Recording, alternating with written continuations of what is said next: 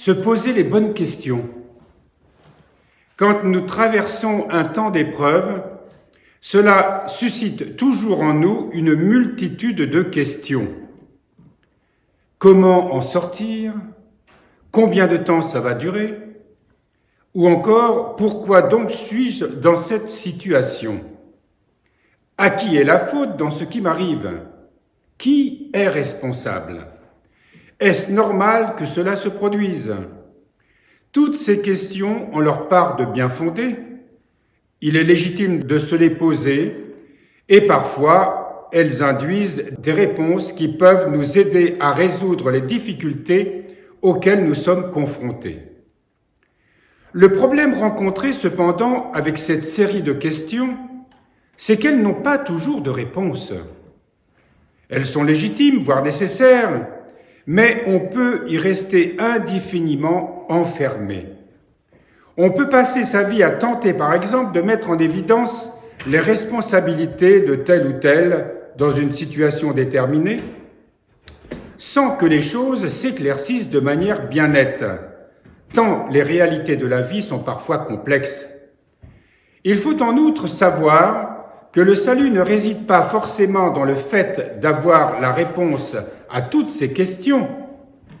Le salut, le chemin de vie, sera souvent d'avoir le courage de laisser sans réponse certaines questions pourtant légitimes, ce qui est toujours douloureux, et de se placer à un autre niveau d'interrogation.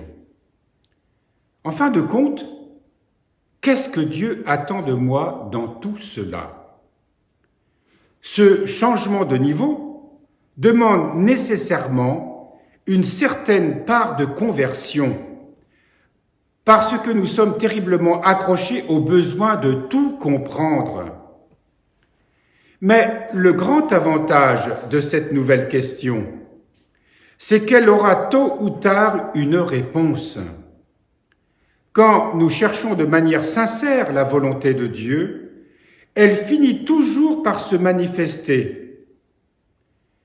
Il ferait plutôt parler les pierres que de ne pas manifester sa volonté à ses enfants qui le cherchent avec confiance, dit Jean-Jacques Ollier, fondateur de la Compagnie des prêtres de Saint-Sulpice. J'ai souvent expérimenté dans l'accompagnement spirituel que dès qu'une personne dans une situation difficile accepte de ne pas tout comprendre, de ne pas tout maîtriser, et commence à consentir à la situation en se demandant tout simplement ce que Dieu attend d'elle dans l'instant présent. Une lumière lui est peu à peu donnée. Par exemple, poser tel acte de confiance, accorder tel pardon, mettre en œuvre tel engagement de prière, etc. Et quand la personne adhère à cette lumière, cela porte un effet immédiat d'apaisement et de liberté. La personne ne se sent plus prisonnière ou victime de la situation, même si celle-ci reste extérieurement inchangée. Elle reprend sa vie en main de manière responsable. Elle chemine et pose des actes.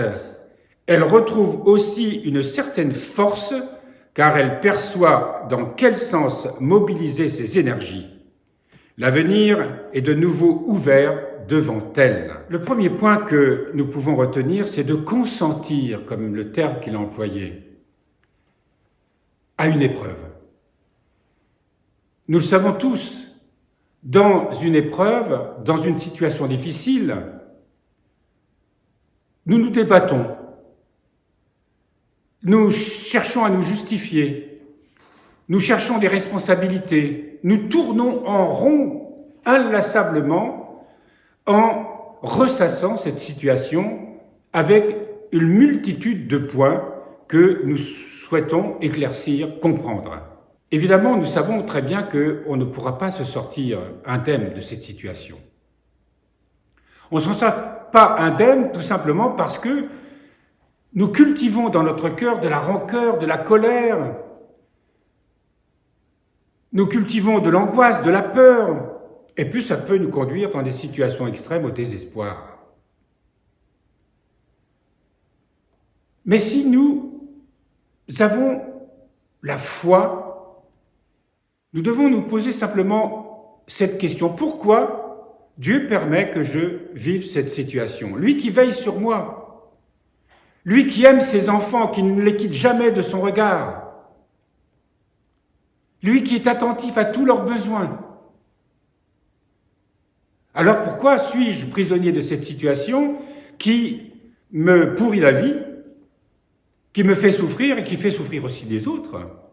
Parce que très souvent, lorsque nous sommes dans une situation passionnelle, eh bien, forcément qu'elle induit chez les autres aussi de la souffrance.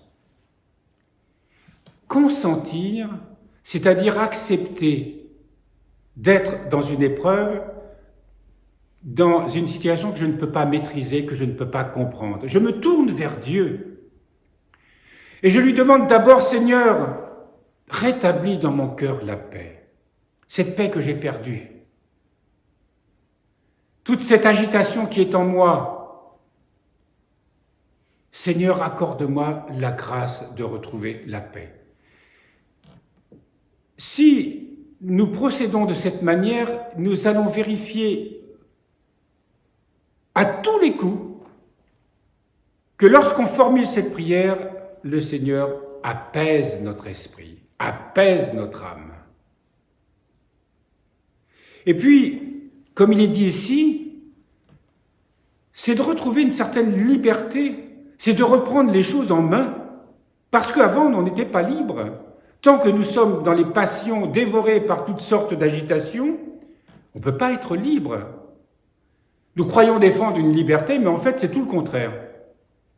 Lorsque nous nous tournons vers le Seigneur et que nous entrons dans le silence de notre cœur, plutôt dans la présence de Dieu, pour rétablir ce silence que nous n'avons plus.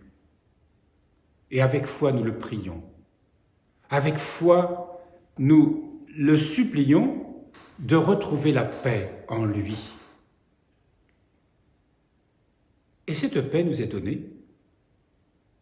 Alors, comme il est dit ici, bien sûr, ça ne veut pas dire que les circonstances dans lesquelles nous sommes pris dans une situation difficile, dans une épreuve, soient pour autant réglées. Mais nous allons pouvoir nous élever, désempêtrés que nous sommes des filets de nos passions, en retrouvant le calme, en retrouvant la sérénité auprès du Seigneur, nous allons pouvoir avoir un tout autre discernement, une toute autre vision des choses. Et s'il y a des réponses à apporter, je pourrai les apporter sereinement, inspiré par l'Esprit Saint. Parce qu'évidemment, l'Esprit Saint nous ne pouvons pas écouter la parole de l'Esprit en nous si nous sommes dans une agitation et que nous ne faisons rien pour l'apaiser. Alors, lorsque nous sommes pris dans ces énergies négatives, eh bien, allons trouver auprès du Seigneur la paix que nous avons perdue. Dans la méditation, dans une prière humble, mais une prière patiente aussi, persévérante, parce que ça ne marche pas en 5 minutes. Tant mieux si en me mettant en prière, parce que j'en ai l'expérience, parce que j'ai déjà acquis une certaine profondeur dans l'exercice de la prière. Mais le plus souvent, c'est que, en fonction de l'intensité de cette agitation en moi, je vais devoir évidemment persévérer dans la prière. Mais le Seigneur répond toujours. Il ne nous abandonne jamais. Et il nous s'accorde toujours ce dont nous avons besoin. Retenons cette leçon aujourd'hui, parce qu'il y a toujours quelque chose de désagréable qui nous arrive. Il y a toujours quelque chose qui se met en travers de notre volonté propre. Ce n'est pas toujours une personne. C'est un énervement parce que quelque chose qu'on est en train de faire ne se passe pas comme on le souhaiterait. Un événement qui me contrarie, une nouvelle qui m'inquiète, qui m'angoisse. Et Dieu sait qu'en ce moment, ce n'est pas ça qui manque. Tournons-nous vers le Seigneur paisiblement, avec foi, avec ferveur. et maintenons notre prière vers lui tant que nous n'avons pas obtenu la grâce que nous demandons. Et la grâce que nous demandons, ce n'est pas d'avoir raison, ce n'est pas de nous débarrasser du problème. Ça se fera d'une autre manière et dans un autre temps. C'est d'abord de trouver auprès de lui la force, de trouver auprès de lui la paix, de trouver auprès de lui le discernement. Sans la grâce de l'Esprit Saint, nous ne pouvons pas résoudre convenablement les choses de la vie. Et nous verrons alors que les situations les plus difficiles peuvent trouver une issue paisible et heureuse, que les épreuves les plus dramatiques, au final, nous ouvrent sur un champ de grâce que nous n'imaginions pas. Dieu d'un mal sait faire un bien pour peu qu'on lui demande et qu'on se tourne vers lui.